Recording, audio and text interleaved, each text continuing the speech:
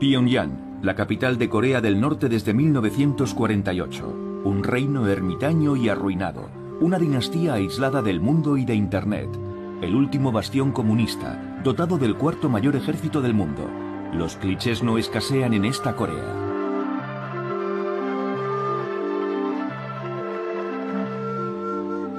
Pero ¿qué sabemos en el fondo de este país, aparte del hecho de que hay dos Coreas?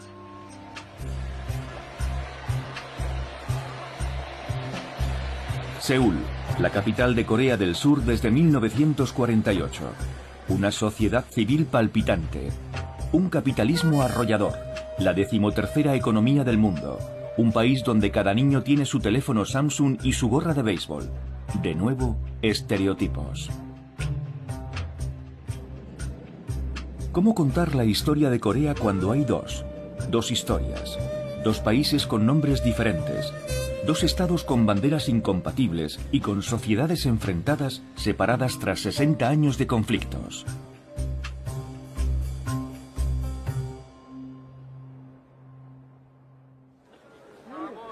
Los campeonatos del mundo de taekwondo nos muestran a otra Corea del Norte.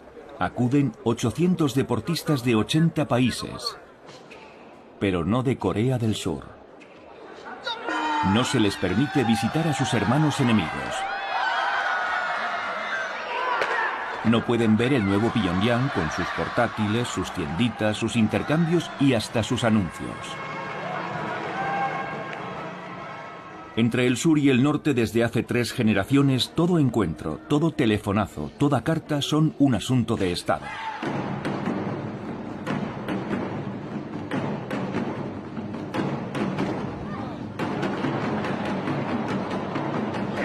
También en Corea del Sur el taekwondo es el deporte nacional, igual que el fútbol en Brasil. Vienen atletas de todo el mundo, salvo de Corea del Norte.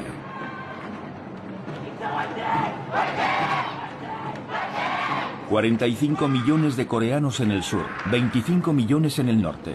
¿Comparten algo aún? ¿Las nanas? ¿Los juegos? ¿Los sueños? Sí, comparten algo. Todos viven en un semipaís. Todos tienen presente la división.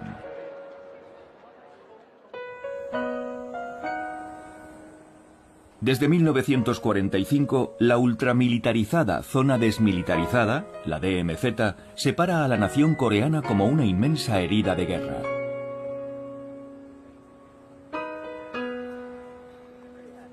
Para entender cómo han llegado a esta situación, hemos contado con unos coreanos del sur y del norte que han accedido a contarnos juntos su historia. Lo hacen por primera vez en esta película. Por culpa de la DMZ, la mayoría de ellos no ha podido verse antes. Corea, ¿la reunificación imposible? Primera parte, hermanos enemigos.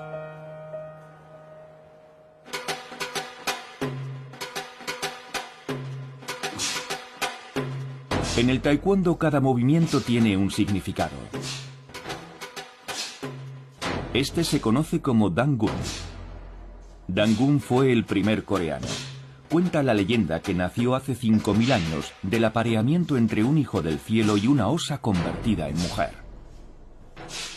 Este mito fundamenta la idea de una nación coreana unida. En Corea del Sur, el día del nacimiento de Dangun fue durante mucho tiempo festivo.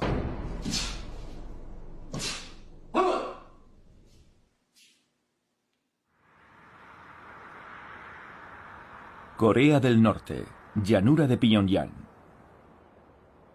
La tumba de Dangun se encuentra aquí, supuestamente. Ha sido transformada en un mausoleo que el Estado norcoreano cuida escrupulosamente.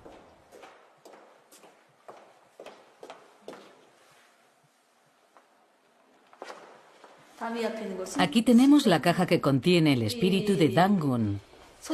Nuestros antepasados han creado una serie de tradiciones en torno a la figura fundadora de Dangun.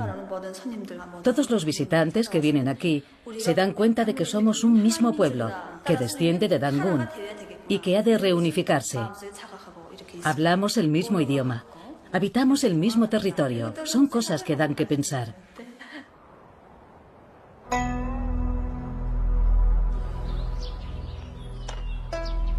En Seúl, la capital de la otra Corea, tan solo queda ya un templo de Dangun. Los demás han sido arrasados por la modernización y las iglesias protestantes muy en boga en Corea del Sur. Fue a finales del siglo XIX cuando Dangun se convirtió realmente en el símbolo de la identidad nacional. En aquel entonces, Corea, todavía unida, se enfrentaba a la incursión masiva de las potencias imperialistas, los estadounidenses, los rusos, los chinos, los europeos y los japoneses. Por lo que respecta a Rusia y China, necesitaban a Corea para tener acceso al mar. Por su parte, los estados marítimos, como Japón y Estados Unidos, necesitaban una cabeza de puente para su avance en el continente chino.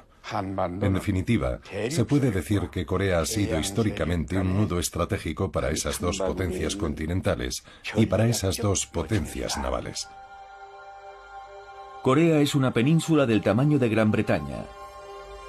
El norte, separado de China y Rusia por los ríos Yalu y Tumen, es muy montañoso. El sur hace las veces de granero de arroz. Pero los coreanos se ven ante todo como víctimas de su geografía.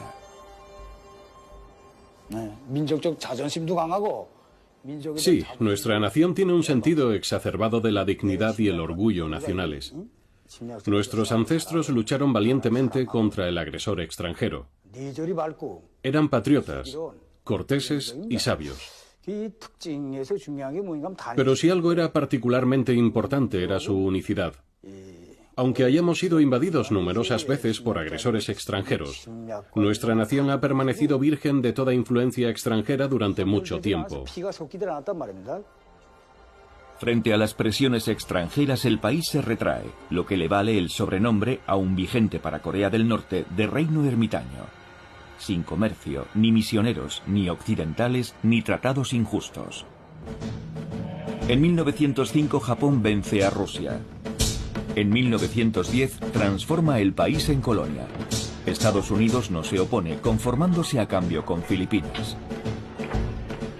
Los japoneses visten igual, tienen los mismos barcos y las mismas armas que los occidentales.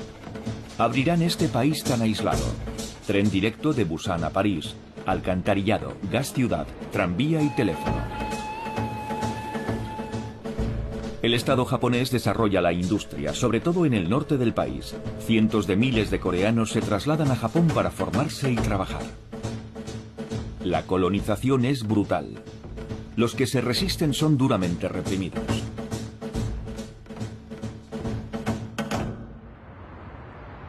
El ayuntamiento de Seúl es uno de los principales vestigios de la ocupación japonesa. Por aquel entonces, Seúl es la ciudad más grande del país. La segunda es Pyongyang.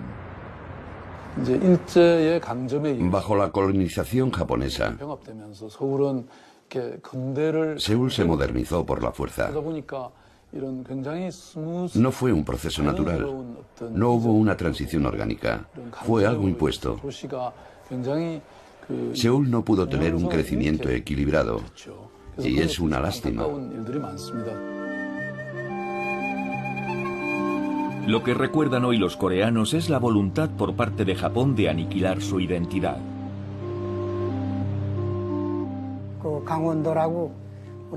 Yo fui a la escuela primaria en una aldea montañosa de la provincia de Gangwon, que se encuentra en la costa este. Hasta nuestros nombres nos obligaban a cambiarlos para que sonaran más japoneses. Nos hacían usar nombres japoneses en vez de nuestros nombres coreanos. Y a los que no lo hacían, como era mi caso, les pegaban los profesores todos los días. A los coreanos nos gusta ir de blanco. Forma parte de nuestra tradición. Pues bien, cuando veían a un coreano vestido de blanco, los policías le tiraban tinta. Menos mal que han desaparecido esas cosas. Lo cierto es que los colonizadores japoneses intentaron arrebatar su identidad nacional a los coreanos.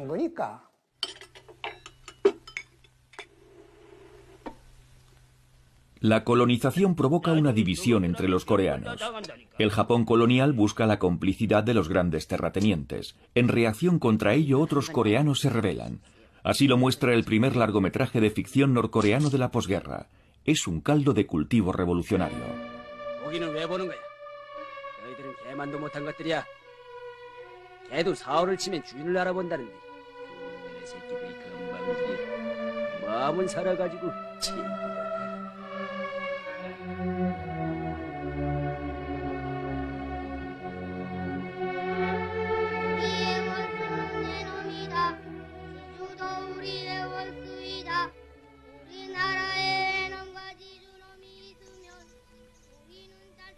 Por un lado estaban los coreanos alistados voluntariamente o por la fuerza en la política y el ejército japoneses, y por otro lado los coreanos guerrilleros que luchaban contra ellos en la frontera entre China y Corea.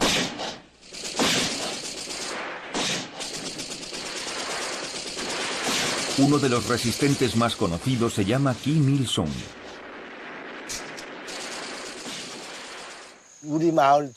Me sentaba en el suelo y escuchaba las historias que contaban los adultos a los niños, que hablaban de los resistentes antijaponeses escondidos en las montañas, cerca de nuestra aldea. Era la época de la batalla de Bochembo, la ofensiva de Bochembo liderada por Kim Il-sung en 1936. Por aquel entonces yo tenía 6 años, era la primera vez que oí hablar de Kim Il-sung. El futuro padre fundador de Corea del Norte, Kim Il-sung, nace cerca de Pyongyang. Es nieto de campesinos. En 1920 su padre, nacionalista y cristiano, huye a China. Kim Il-sung milita allí con la izquierda nacionalista coreana y se afilia al Partido Comunista Chino, antes de convertirse en uno de los jefes de la resistencia antijaponesa en Manchuria. Su casa natal se ha convertido en un lugar de peregrinación. Su vida es una asignatura obligatoria para todos los niños norcoreanos. El de la foto del centro es el camarada Kim Il-sung a los 14 años, cuando se marchó de aquí para liberar nuestro país. A su lado están su padre Kim Chung-jin y su madre Kam Ban-sok.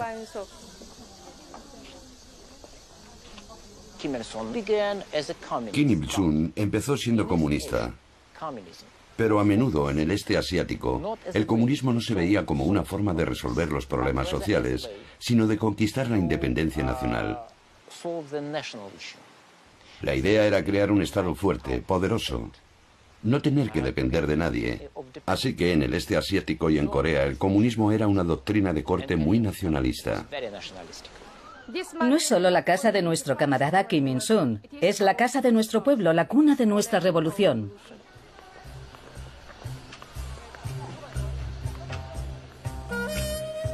En esa misma época, en otra aldea, nace el que a su vez moldeará en gran medida Corea del Sur, Park Chung-gi, el futuro padre del auge económico.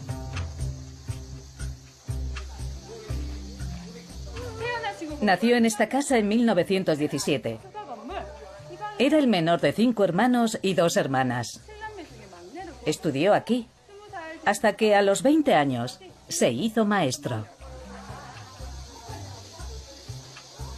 Park Chung-gi empieza siendo maestro, ataviado con el uniforme y el sable japoneses. Pobre pero ambicioso, aprovecha la oportunidad cuando Japón ataca a China. En 1937 es ascendido a oficial imperial en Manchuria. Park Chung-gi y Kim Il-sung tienen unas vidas paralelas muy interesantes.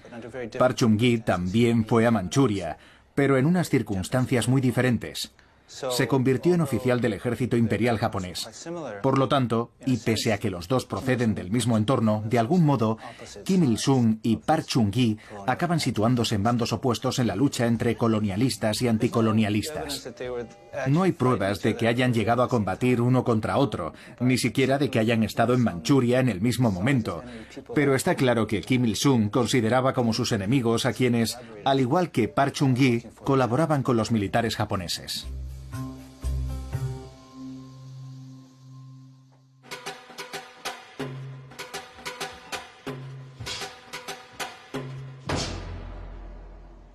Este movimiento se conoce como Sam-il y celebra el inicio de la sangrienta lucha de los coreanos por su independencia.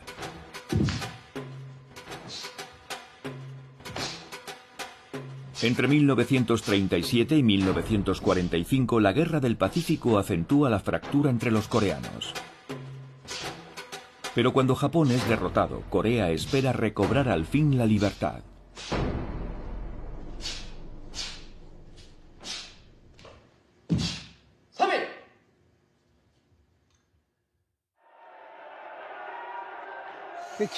Cuando me apeé del tren en la plaza de la estación, un señor sacó algo de debajo de la chaqueta y gritó: ¡Viva la Corea independiente!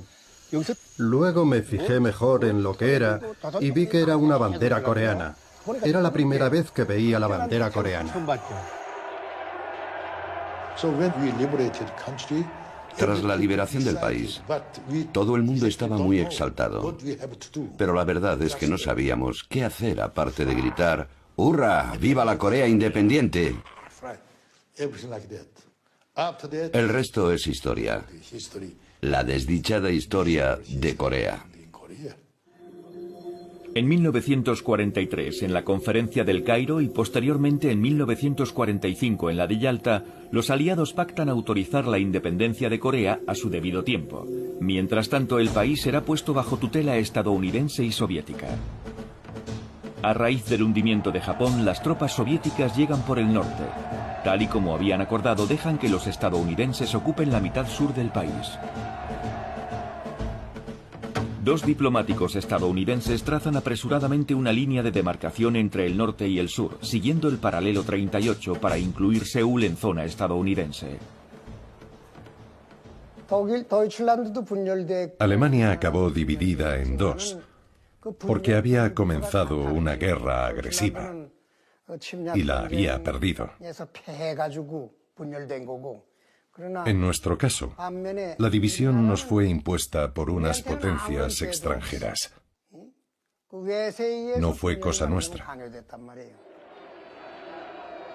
En el sur, un exiliado llamado Syngman Rhee toma el poder con el apoyo de Estados Unidos.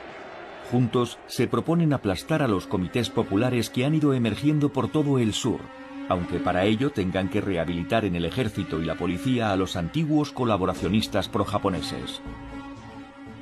Entre 1945 y 1948, las organizaciones sindicales se enfrentaron al gobierno militar estadounidense.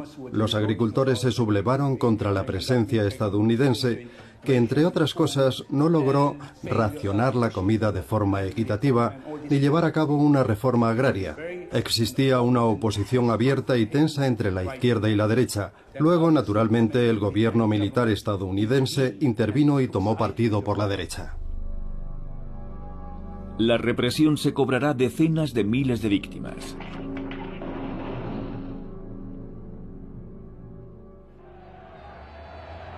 Tras volver a Corea junto con los soviéticos, Kim Il-sung, a sus 33 años, no tarda en asentar su poder en el norte. Los que él considera enemigos de la revolución son liquidados o huyen al sur. Las primeras reformas son muy populares. Durante los 3 primeros años, tomó muchas medidas. La reforma agraria, la nacionalización de la industria, la igualdad entre los sexos, la abolición del analfabetismo, muchas cosas. Me acuerdo sobre todo de los aldeanos de todas las edades y de ambos sexos que venían todas las noches a mi casa para aprender juntos a leer y escribir. Eso se me ha quedado grabado a fuego en la memoria. El 15 de agosto de 1948, Syngman Rhee, recién elegido presidente, proclama la República de Corea. A su lado, el general estadounidense MacArthur.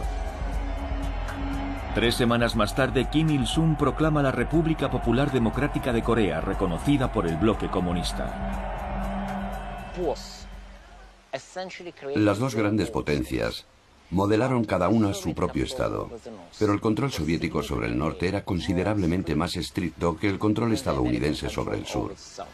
Ahora que los archivos están desclasificados, sabemos que hasta, digamos, finales de los años 40, la mayoría de las declaraciones de los políticos norcoreanos tenían que haber sido aprobadas previamente por la embajada soviética o el gobierno soviético.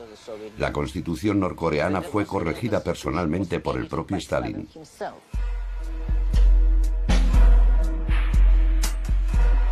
A ambos lados de la frontera, las dos naciones se arman. El paralelo 38 se vuelve cada vez más infranqueable. El telón de acero parte a Europa por la mitad. Aquí la Guerra Fría convierte un mismo país en 2 estados, 2 mundos, 2 visiones radicalmente opuestas y dispuestas a morir con tal de reunificar el país.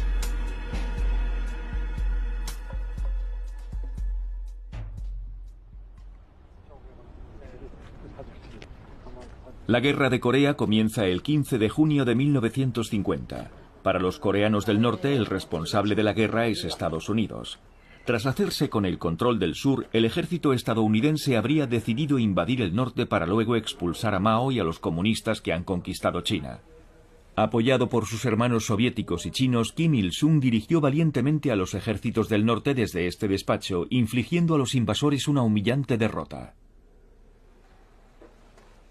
He servido durante 63 años en el ejército. Hoy tengo 84 años. La Guerra de Corea fue provocada por los imperialistas estadounidenses, pero nuestro pueblo luchó por la reunificación. Al principio bajamos al sur para liberarlo, para que toda Corea pudiera vivir bajo un mismo techo, como una familia.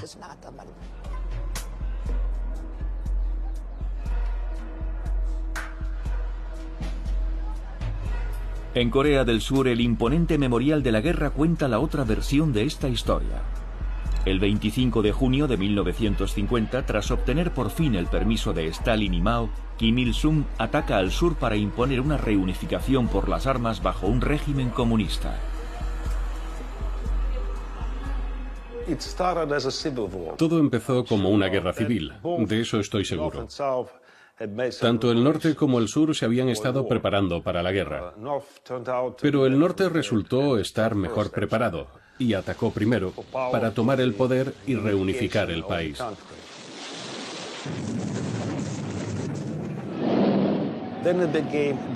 Luego el conflicto se internacionalizó enmarcándose la Guerra Fría, que enfrentaba a la Unión Soviética y a China por un lado y a Estados Unidos y a los occidentales por otro. Durante el verano de 1950, casi toda Corea del Sur se ve invadida por los llamados rojos, salvo la región de Busan en el suroeste. A continuación, con la ayuda masiva de las tropas estadounidenses y de la ONU, el ejército del sur reconquista Seúl y avanza progresivamente hacia el norte para conquistar el otro lado.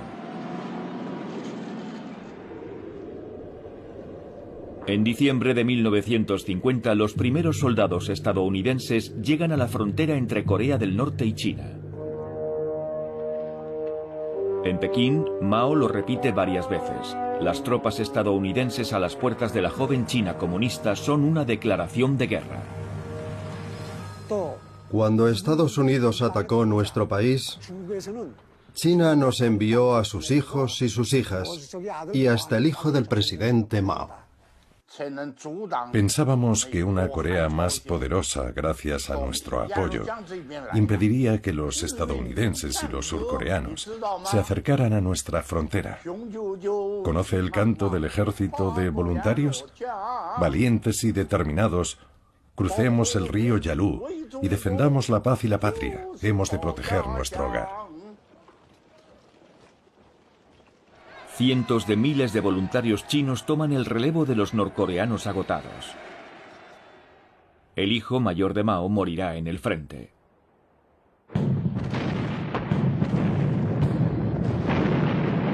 La retirada de los estadounidenses se convierte en una catástrofe. Los soldados estadounidenses que no se ven sumergidos por las oleadas de soldados chinos se congelan.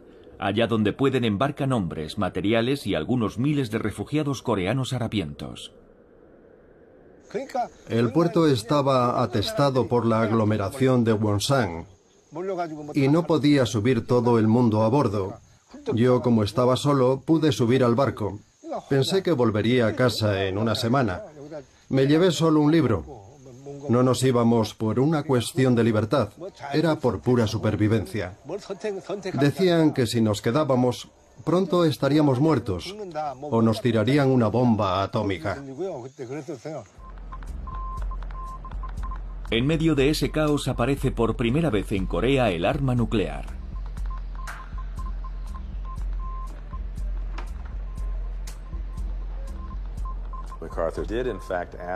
MacArthur pidió efectivamente una veintena de bombas atómicas al presidente Truman y este se las negó.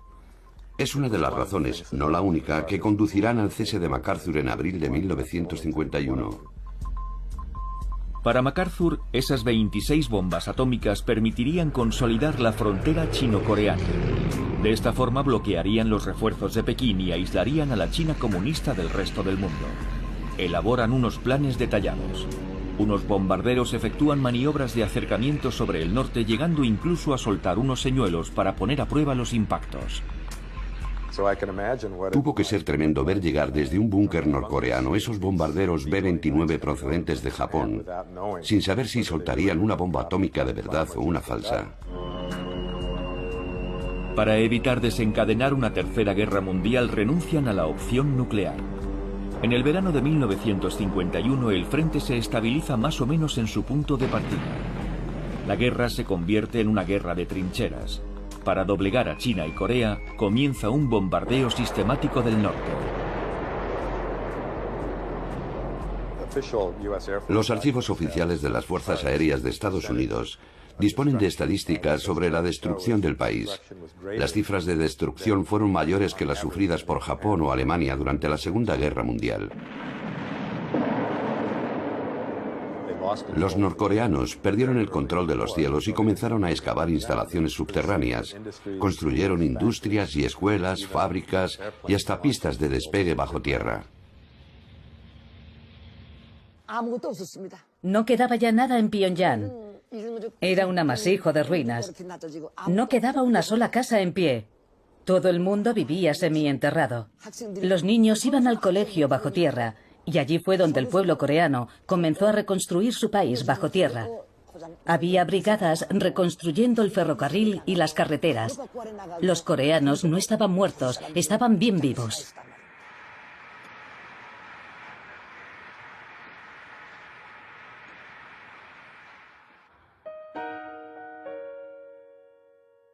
Corea del Sur está igual de devastada.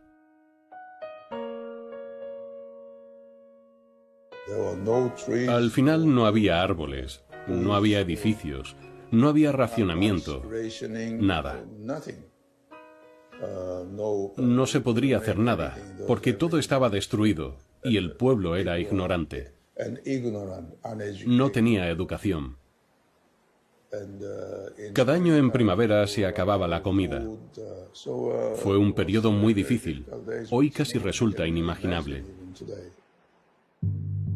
En 1953 muere Stalin. La Guerra Fría relaja el cerco.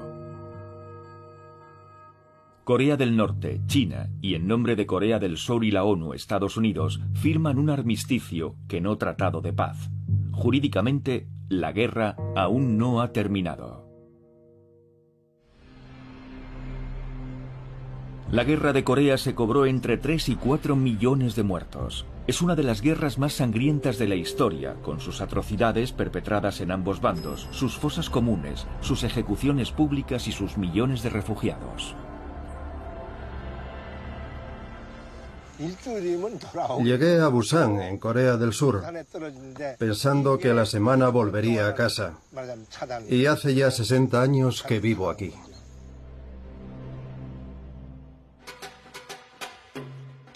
Este movimiento se conoce como Juche y es la ideología política de Corea del Norte, que asegura que los coreanos son autónomos y como tales son los amos de su propio destino. La nación toma cuerpo de forma natural en su líder supremo. Esa mezcla de autosuficiencia y autodefensa muy diferente del marxismo ortodoxo resuena profundamente en la mentalidad coreana. En el sur, la ideología Juche está terminantemente prohibida, pero sus dirigentes buscan también una vía nacional autónoma. Pyongyang hoy encarna el entusiasmo de un pueblo que se ha puesto manos a la obra. La ciudad, en plena reconstrucción, sigue creciendo. Se construyen nuevas escuelas para los niños. Tras la guerra, Corea es uno de los países más pobres del mundo. En el norte, los grandes valedores del régimen, la Unión Soviética y China, promueven una rápida reconstrucción. El norte era un paraíso para los pobres. Era un mundo hecho para el pueblo. El sur, en cambio, era una tierra de terratenientes y capitalistas. Por eso los pobres, como mi padre, prefirieron venir al norte. Había nacido en una familia de pescadores pobres. No tenían empleo fijo. Luego, durante la guerra, se alistó en el ejército voluntario. Luchó en el frente y luego se fue a la universidad. Se casó con una profesora y tuvieron a su primer hijo, que soy yo. En aquel entonces, nuestro gran líder dio instrucciones para refundar el país. Los que tuvieran dinero tenían que dar dinero. Los que dominaran una técnica o tuvieran fuerza física tenían que ponerlas al servicio de todos. Esas fueron sus instrucciones para reconstruir el país. Las seguimos y el resultado fue realmente extraordinario. El todopoderoso Partido de los Trabajadores de Corea ordena la colectivización de la agricultura, del artesanado y de la mayoría de las pymes. La comida se reparte en función del mérito. Los trabajadores son los que más reciben y las familias de los antiguos colaboradores de los japoneses los que menos. Es una sociedad donde todo el mundo trabaja duro y recibe más o menos el mismo trato por parte del Estado. Básicamente, comida gratuita, sanidad gratuita, educación gratuita, vivienda gratuita. Hay unos oficiales que lo saben todo y sobre todo está el gran líder, que es un genio, que lo sabe todo y que fundamentalmente es un dios y está al mando de una sociedad maravillosa. Estos principios casaron muy bien con la mentalidad de los coreanos y durante mucho tiempo el proyecto norcoreano fue más popular que el surcoreano. Era atractivo porque era una utopía agrícola, un paraíso para campesinos. Rusia proporciona las fábricas y China la mano de obra y los materiales. Alemania Oriental reconstruye una ciudad entera y Checoslovaquia ofrece autobuses. Todos se vuelcan con Corea, que no deja de ser un escaparate del socialismo. Estados Unidos había dicho que no seríamos capaces de reconstruir nuestro país en menos de 100 años. Pero ya desde el final de la guerra, nuestro pueblo unido ha sido capaz de reconstruir nuestra ciudad en 10 años, partiendo de un proyecto previo. Naturalmente, desde un principio, Corea del Norte adoptó el modelo estalinista, muy represivo, que no toleraba la menor crítica. Pero creo que en Corea del Norte sí existía un espíritu colectivo que, en gran medida, era auténtico. También ayudó el hecho de que gran parte de la industria colonial se encontrara en el norte del país. Aunque en términos absolutos Corea del Sur recibió mucha más ayuda económica que Corea del Norte, Corea del Sur no supo sacarle tanto partido a esa ayuda. Corea del Norte sí supo hacerlo, y a finales de los años 50 vivió una especie de milagro económico. Posiblemente tuviera la mayor tasa de crecimiento industrial del mundo. Hoy Seúl ha recobrado casi su rango entre las capitales nacionales del mundo. Allá donde antes se agazapaban los francotiradores, hoy las amas de casa de Seúl hacen la compra tranquilamente. Pero queda aún mucho por hacer para que renazca completamente Corea, empezando por Seúl. Sigue habiendo más de 1 millón de sin techo y cerca de 100.000 huérfanos a cargo del Estado.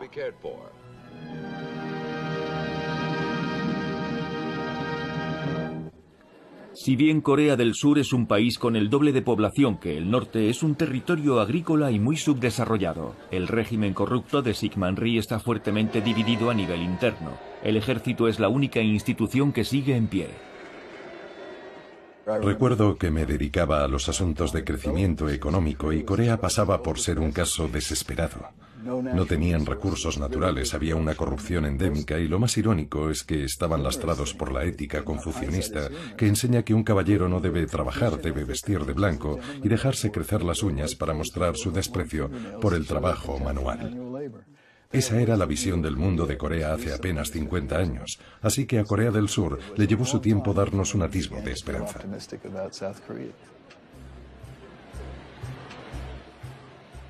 Nací en 1951, durante la guerra.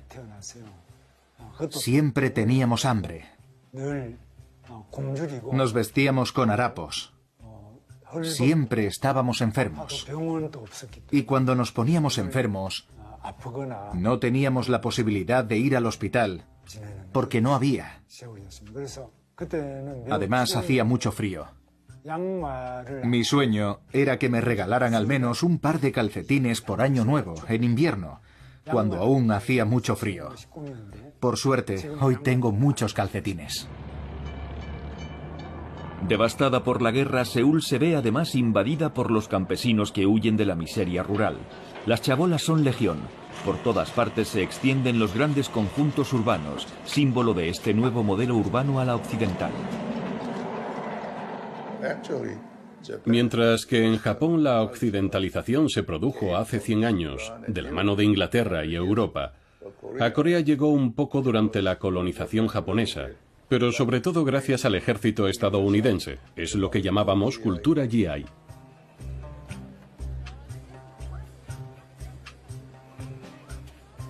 Los que sí creen en su país son los primeros emprendedores surcoreanos. Hyundai, que significa moderno, comienza a hacer fortuna aprovisionando al ejército estadounidense. El Estado firma contratos de reconstrucción. La mano de obra de las zonas rurales está dispuesta a trabajar los 7 días de la semana siempre y cuando se le dé de comer. En 1960, unas manifestaciones estudiantiles masivas derrocan a Syngman Rhee. Durante unos breves instantes se impone un amago de democracia. Pero un año más tarde, un general casi desconocido, Park Chung-hee, da al traste con ese movimiento, temeroso de que Kim Il-sung aproveche la situación. La junta militar en el poder habla de revolución, quiere industrializar el país a marchas forzadas. Relanzar la economía supone la capacidad de defenderse en futuros conflictos. Cuando se produjo nuestra revolución militar, el presidente Park Chung-hee era un general de 2 estrellas. Lo conocí muy bien. Era muy rígido, muy frugal, muy patriótico. Ya no existen hombres como él. Todo giraba en torno a la rivalidad con Corea del Norte. Teníamos un ejército de 600.000 hombres, y por aquel entonces había muchas divisiones estadounidenses en el país. Había que defender nuestro país porque no se sabía lo que podía pasar. Todo lo hacíamos pensando en Corea del Norte.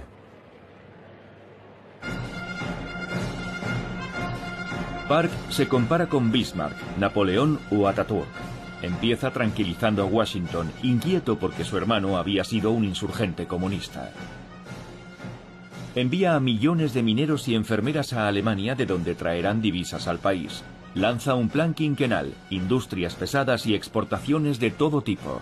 Grandes grupos multifunciones como Hyundai, Samsung o Daewoo reciben ayudas a cambio de observar las exigencias del Estado. Necesitábamos inversiones para desarrollar nuestra economía. Lo que hizo Park Chung-hee fue normalizar las relaciones con Japón, lo que le permitió recibir $300 millones en concepto de reparaciones de guerra, y un préstamo de 200 millones que usó para financiar proyectos como la construcción de autopistas y barcos. Gracias a esas ayudas, la industria pudo despegar. A partir de 1965, Park envía a 2 de sus mejores divisiones para apoyar a Estados Unidos en Vietnam. Sus sueldos sirven al Estado en sus proyectos de desarrollo. Ello también permite garantizar el apoyo de Washington en la zona desmilitarizada.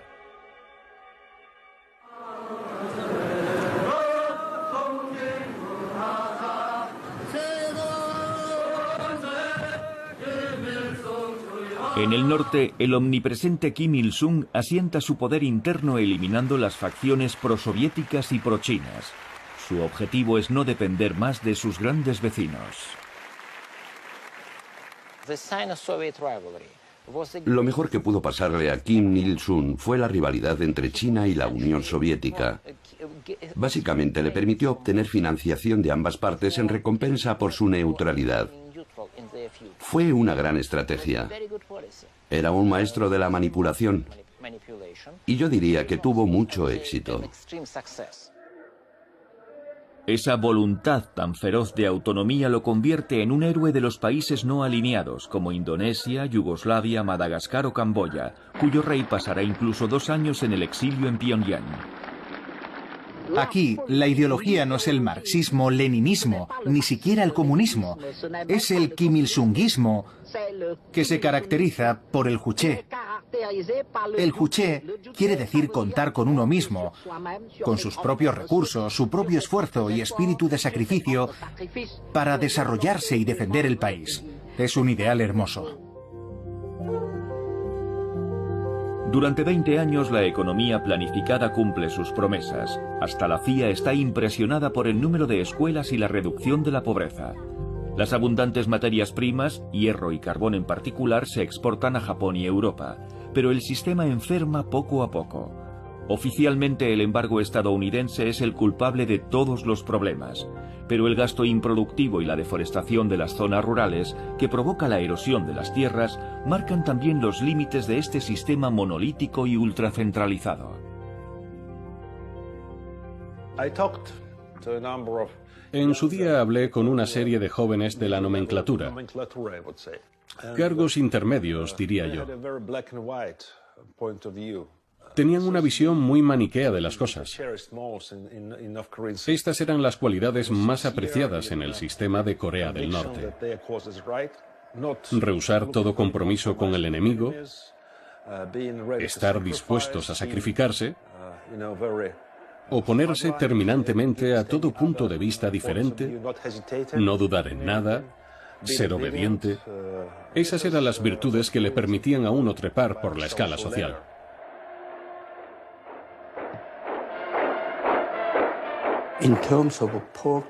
En términos de renta per cápita, Corea del Norte siempre fue más rica que Corea del Sur hasta 1975. En 1975, tanto Corea del Norte como Corea del Sur alcanzamos la misma renta per cápita de unos $500. Por aquel entonces era una fortuna en Corea. Por aquel entonces Corea del Sur se abre al resto del mundo. A raíz del primer choque petrolero, los grandes grupos industriales se lanzan a la exportación masiva de acero, barcos y coches, así como de mano de obra dócil y cualificada. Hyundai envía a 160.000 trabajadores a Oriente Próximo. Su labor le reporta hasta $10 millones al año. Las tasas de crecimiento se disparan. Este se convertirá en el modelo coreano del sur esta vez.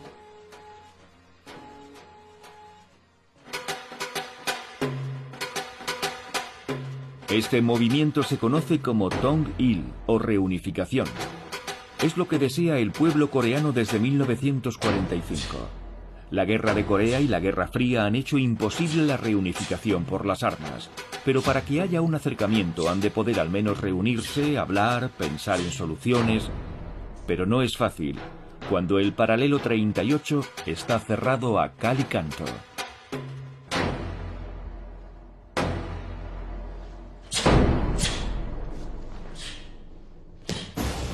Entre 1953 y finales de los años 60, el conflicto en Corea amenaza con resucitar en todo momento. Abundan las escaramuzas, hay espías en todas partes. En 1968 se teme incluso una extensión de la guerra de Vietnam. Su comando norcoreano enviado para asesinar a Park Chung-hee llega hasta el Palacio Presidencial de Seúl. El 21 de enero de 1968 llegaron unos comandos norcoreanos de Pyongyang hasta aquí, justo detrás de esta casa, al jardín de la residencia presidencial. Los surcoreanos los capturaron tras un violento enfrentamiento, pero a raíz de eso cundió el pánico y muchos surcoreanos se fueron a vivir a Estados Unidos. Otros empezaron a acumular fideos y toda clase de provisiones por miedo a otra guerra. Sin duda, la inseguridad era inseparable del modo de vida coreano en los años 70. De los 31 miembros del comando, 30 fueron abatidos o se suicidaron antes de ser capturados. 2 días más tarde, el barco espía estadounidense Pueblo es interceptado por la flota norcoreana. Una captura humillante que para Corea del Norte será la gran proeza de la Guerra Fría. Los estadounidenses estaban tratando de ocupar nuevamente nuestro país y por ello habían enviado un barco espía, el Pueblo, pero fue capturado por nuestra heroica marina. Al cabo de un año liberamos a la tripulación del barco, lo que significa que el asunto del barco Pueblo estuvo en el corazón de la actualidad durante todo ese año. Era mi primer año de servicio militar. Todas estas escenas fueron filmadas en aquella época. Se encuentran en nuestros archivos. Entre los soldados a los que liberaron había uno que temía que los volvieran a detener. No paraba de mirar hacia atrás y todo el mundo se reía de él. La liberación tuvo muchas escenas de este tipo.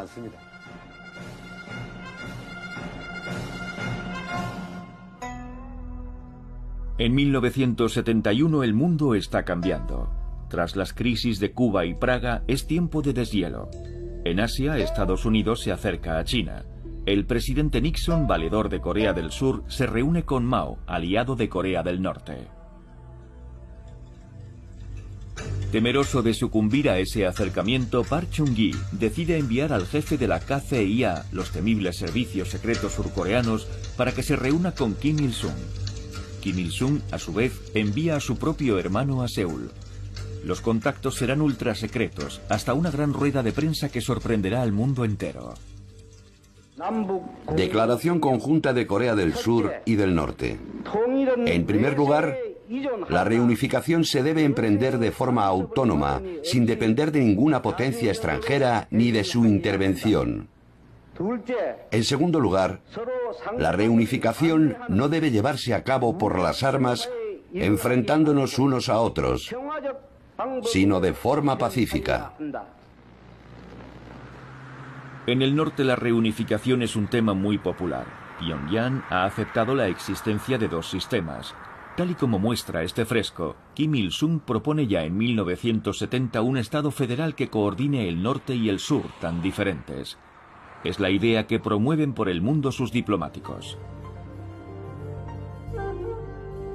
Estos primeros contactos, duraderos y de alto nivel, provocan una inmensa ola de esperanza. Las cruces rojas del norte y el sur se reúnen en las dos capitales. Instalan un teléfono rojo. Pero a pesar de esos esfuerzos, los bandos siguen reforzándose.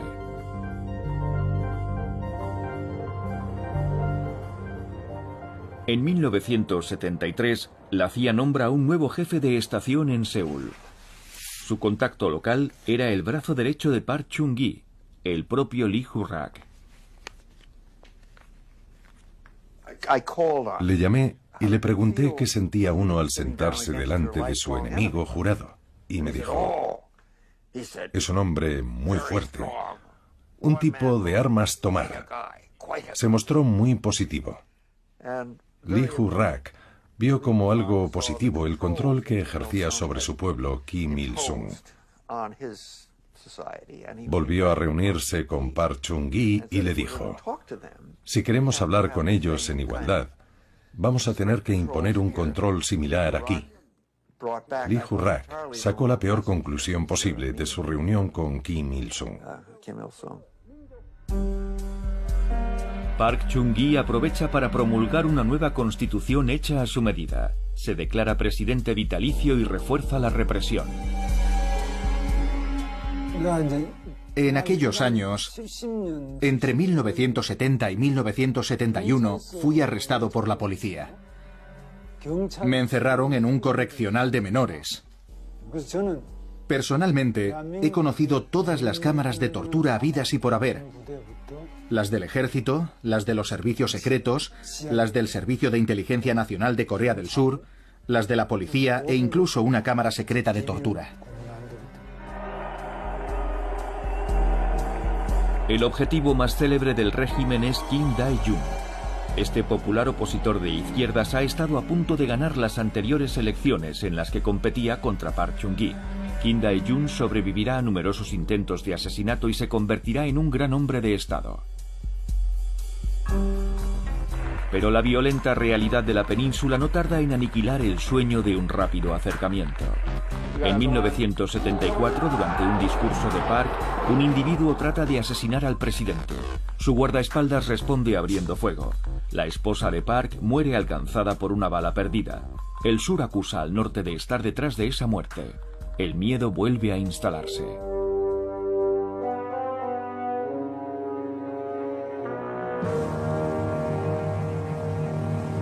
En el ámbito internacional, los estadounidenses han perdido la guerra de Vietnam. ¿Quién sabe si se decidirán un día a retirar los misiles nucleares desplegados en 1958 en Corea del Sur? Park Chung-hee decide dotar a su país de la bomba atómica. Teníamos informes sobre unos surcoreanos que estaban negociando la adquisición de una planta de reprocesamiento nuclear a los franceses, capaz de transformar el combustible del reactor en plutonio de grado militar. Naturalmente, los coreanos nos decían que no era para fabricar armas, sino para su uso civil y otras patrañas. Así que nos pusimos en contacto con el gobierno francés y les dijimos: miren, tenemos a 40.000 soldados jugándose la vida en la península de Corea. Hagan el favor de no desestabilizar más las cosas. Y cancelaron el contrato.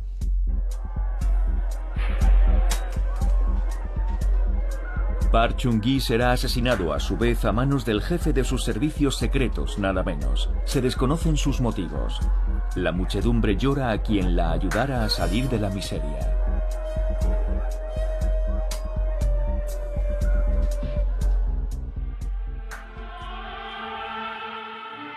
Para garantizar su continuidad en el poder, Kim Il-sung ha comenzado a formar a su hijo mayor, Kim Jong-il, para que lo suceda un día.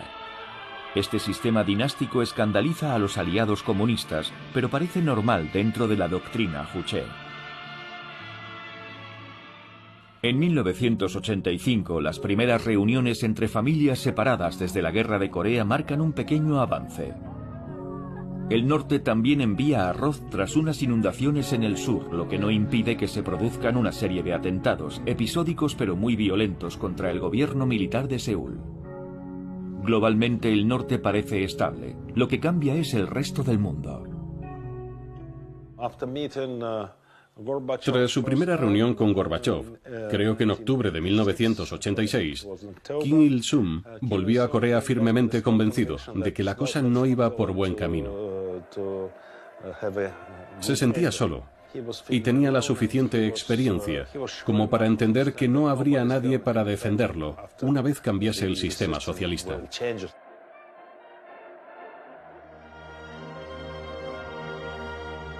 Pekín y Moscú se interesan cada vez más por los nuevos mercados surcoreanos y cada vez menos por la economía envejecida del norte. Voy a contarles una historia real. Mao había regalado unos cazas MiG-25 a Corea del Norte. Al cabo de un tiempo, había que hacer una revisión general de los aparatos. Pero en aquel entonces, China ya se había convertido a la economía liberal. Así que la fábrica china les dijo: de acuerdo, lo haremos, pero ¿quién nos va a pagar? Corea del Norte contestó: si nos regalaron los aviones, ¿por qué tenemos que pagar la revisión? ¿Es que ya no somos hermanos? Le enviaron un informe a Deng. ¿Y a que no saben qué les contestó Deng? Ahora también vendemos armas. Tenemos que hacer negocios. Los norcoreanos se enfadaron mucho. Paralelamente, en el sur, el ejército cede por fin tras 10 años de protestas, masacres y manifestaciones. En 1987, Seúl celebra sus primeras elecciones presidenciales libres. Al año siguiente, la nación vive los Juegos Olímpicos como la consagración de esa apertura. Aquellos Juegos Olímpicos dieron a los coreanos un sentimiento de orgullo. Les permitieron darse cuenta de lo que habían logrado y lo que podrían volver a hacer. Se habían abierto al exterior. Los Juegos Olímpicos de Seúl fueron muy importantes. Ningún otro país socialista observó el boicot exigido por el norte, salvo Cuba. El equilibrio de la Guerra Fría se está modificando, pero la Corea unida sigue siendo un sueño remoto. En otras partes del mundo, hasta en Europa, la Guerra Fría se acabó en ese momento, pero en la península coreana sigue en pie.